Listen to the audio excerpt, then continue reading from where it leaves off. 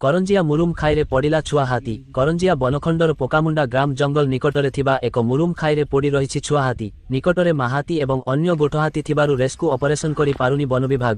ହାତୀ ଘଉଡ଼େଇବା ପରେ rescue operation କରିବ ବିଭାଗ।